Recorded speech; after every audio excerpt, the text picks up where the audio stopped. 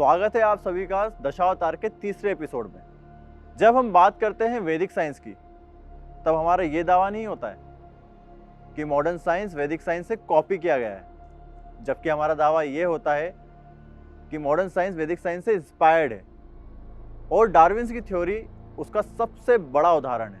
सन 1609 में दुनिया का सबसे पहला टेलीस्कोप गैलीलियो गैलीली ने बनाया था, जिसके बाद टेलीस्कोप की मदद से कई प्लैनेट्स की खोज हम आज तक कर रहे हैं। लेकिन हमारे इतिहास में वेदों के अंदर पहले से 9 ग्रहों का वर्णन है, जिससे हमें ये पता चलता है कि उस समय से ही हमें ये पता था कि सोलर सिस्टम में 9 प्लैनेट्स हैं। दशावतार के तीसरे अवतार में हमें ब्रह्मांड से जुड़ी कुछ ऐसी ही थ्योरीज देखने को मिलती है। पुरातन काल में जब दैत्य हिरण्याक्ष ने पृथ्वी को ले जाकर समुद्र में छुपा दिया था, पर आप ये सोच रहे होंगे कि समुद्र तो हमारी पृथ्वी पर है, तो फिर हिरण्याक्ष ने पृथ्वी को समुद्र में ले जाकर कैसे छुपाया?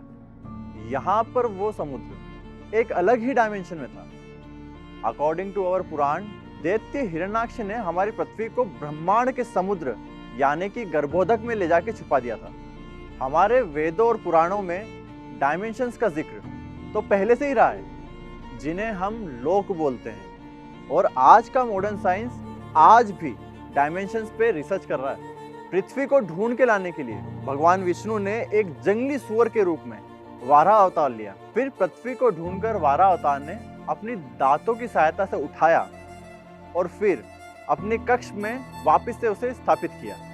8वीं और 10वीं शताब्दी की वाराह अवतार की मूर्तियों को जब हम देखते हैं तो उसमें पृथ्वी का आकार गोल बताया जाता है, पर साइंस ये कहता है कि साइंटिस्ट ने ही सबसे पहले ये बताया था कि पृथ्वी का आकार गोल है, और साइंस के ये दावे कुछ ही वर्ष पुराने हैं। हमारे वेदों और पुराणों में भी भूगोल शब्द का इस्तेमाल किया गया है। भू यानी अर्थ और गोल यानी स्फीयर शेप।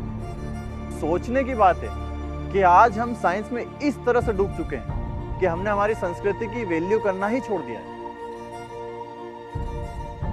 पृथ्वी की कक्ष में स्थापना करने के बाद भगवान वाराह ने हिरण्याक्ष का वध किया, और इस तरह से हुआ था भगवान विष्णु का तीसरा अवतार, वराह अवतार।